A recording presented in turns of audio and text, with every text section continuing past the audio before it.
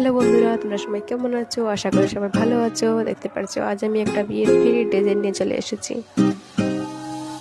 তোমাদের এটি কেমন লাগছে অবশ্যই কমেন্ট করে বলবে। যদি ভালো লাগে তাহলে অবশ্যই সাবস্ক্রাইব করে দিবে চ্যানেলটি। দেখতে থাকো কেমন হয়েছে, লাস্ট শেষ অবধি দেখতে থাকো।